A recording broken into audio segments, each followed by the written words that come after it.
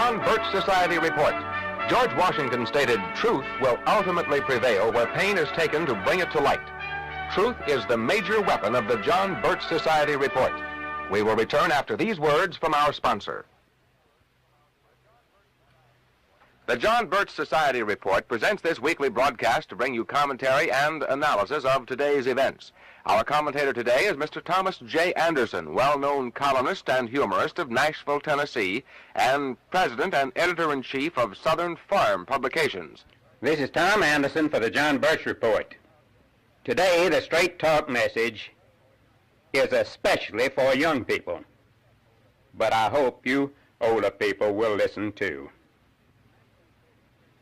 In 1933, in the depths of the Great Depression, a boy named Johnny was born of Lithuanian parents in Pittsburgh. When Johnny was 5 years old, his father died, leaving his widow with 3 other children, all under 11. The mother rejected offers to put the children out for adoption and took a job cleaning offices in downtown Pittsburgh on weekdays and working in a bakery on Saturdays to keep the family together. Johnny became a good football player, but not big enough at 145 pounds to get a big-time football scholarship. So he went to a small college and then played sandlot pro ball for $6 a game. Finally, he was drafted by a big pro team. In his first game, his first pass was intercepted by the opponent for a touchdown. Johnny inherited a 20-14 lead coming into the game and fumbled it away into a 58-27 defeat. But he kept on. His name is Johnny Unitas, and he's one of the most successful quarterbacks in pro football history. His mother kept on, too. She went to night school and became chief bookkeeper for the city treasurer of Pittsburgh. Neither of them really had a chance in life, as the saying goes. The Beats and Zens, Peaceniks and Hippies bitterly complain about, quote, the world we never made, close quote. Poor dears. Too bad they don't have the chance in life Abraham Lincoln, Henry Ford, Thomas Edison, George Washington Carver, or Johnny Unitas had. Why does anybody owe you young people an education, security, or anything else except a chance in life? Life is not a cafeteria. Too many American youngsters get everything and give nothing. American teenagers have more cars, more motorcycles, TV sets, stereos, amplified guitars, discontentment, and crime than do all other teenagers in the world combined. Count your blessings, you young people, and older folks too. Ingratitude is one of the basest of sins. Believe in faith, not fate. Faith separates the enthusiast from the cynic. Enthusiasm is one of the greatest passports to success. Don't keep your cool when you should be warm. As any failure can tell you, success is just a matter of luck. Calvin Coolidge said, "Nothing in the world can take the place of persistence. Talent will not. Nothing is more common than unsuccessful men with talent. Unrewarded genius is almost a proverb. Education will not. The world is full of educated derelicts." Close quote. It's not what you know, but who you know, say the cynics. Right. And the most important person any of us could possibly know is Jesus Christ. John Morley said, "The great business of life is to be, to do without, and to depart." And let us add, to live again. Probably the most difficult task of business today is to find not college degrees, but people who want to give an honest day's work for an honest day's pay. To find people who ask, "What can I do for you?" instead of, "What can you do for me?" To find people who ask, "What is the opportunity?" instead of, "What's the security?" People, like ships, arrive at the ports to which they chart their courses. But only about 1 person in 20 bothers to chart a course. That's like playing a football game without any goal lines. If money and position and government are our only hope for independence, then we will never have it. The only real security is inside you. God could have made man secure. Instead, he made man free. But freedom is not free. It's not even cheap. Throughout history, the greatest enemy of man has been government. Men fought, bled, and died for centuries for freedom. God-given individual freedom. And you young people may yet have to do the same. The time to be a pacifist is behind the wheel. More Americans are killed on our highways every year than have ever been killed in any war. Hamlet, a crazy mixed-up kid, moaned, "The time is out of joint. Oh, cursed spite, that ever I was born to set it right." The time has never been more out of joint than now. And if you young people don't set it right, who will? Young people are now in the majority in this country. The average voting age is now 29. In 1972, it will be 25, which is the reason Bobby Kennedy bobs his hair.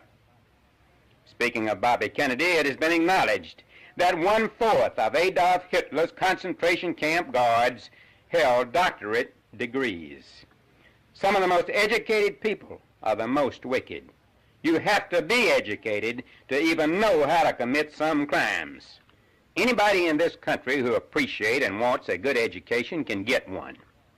If you really want to get a good education, pull a few wires. TV, telephone, and ignition. It's what you learn after you know it all that counts. Go to school not to make a living, but to make a life. School should not be for producing degrees, but for producing character.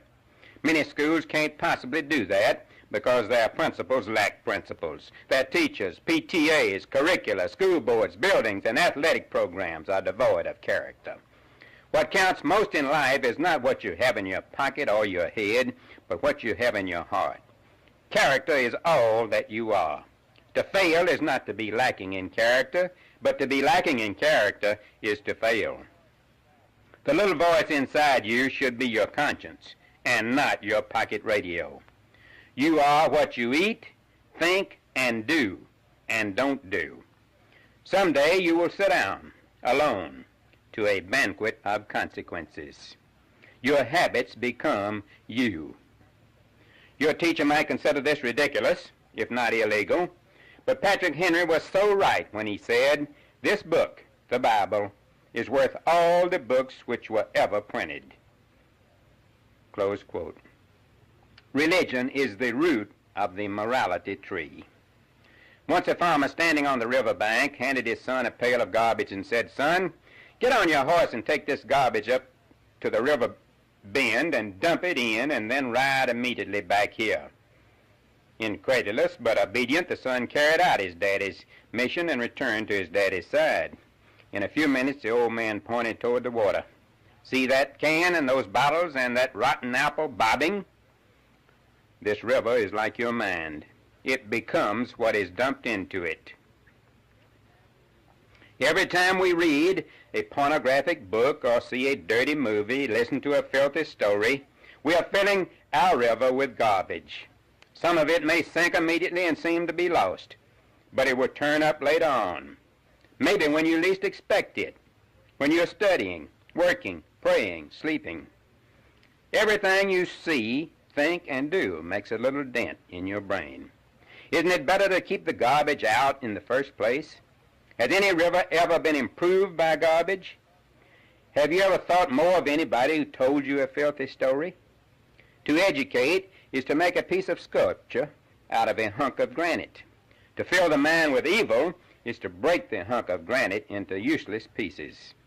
There are many things we are better off not knowing. That, too, is academic freedom. The temptation to learn about good and evil was used by the devil in the Garden of Eden. You can be better than your reputation, but you cannot be better than your principles. The same teenage girls who would scream if there were a mouse loose in the stadium think nothing of parking in the back seat with a rat. Follow the line of least resistance and you'll be like a river, fluid, unclean, and crooked. The weakling seeks the front of the bus, the back of the church, and the middle of the road. Be strong, both for and against. get involved. A small number of people make things happen. A larger group watches things happen, and the mass never understands what happened.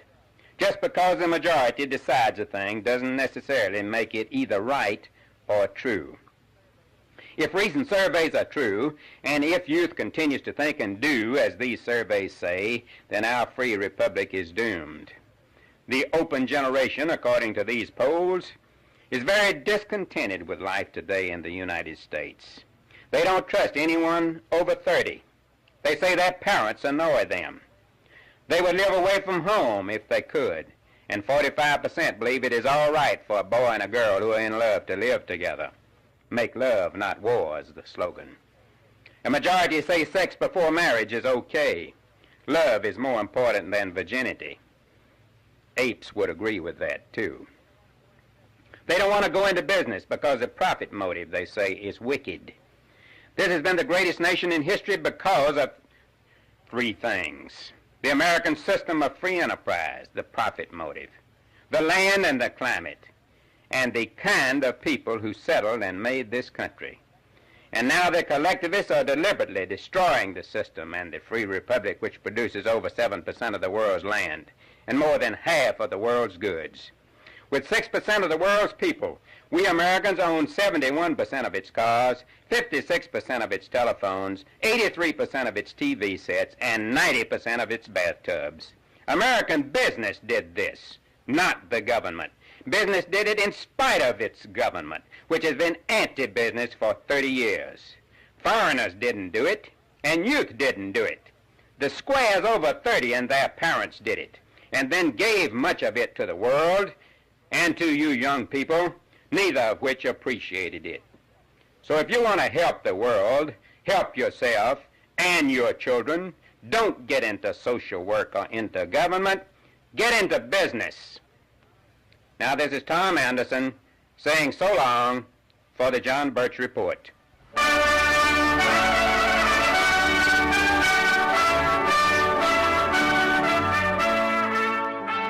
We want to thank all those who've taken time to listen to the John Birch Society Report, which has again focused attention on important subjects directly involving you. Our commentator today has been Thomas J. Anderson. If you would like a copy of today's message, please send 50 cents for one copy or $1 for 3 copies to the John Birch Society Report, San Marino, California. Please enclose a stamped, self-addressed envelope. Ask for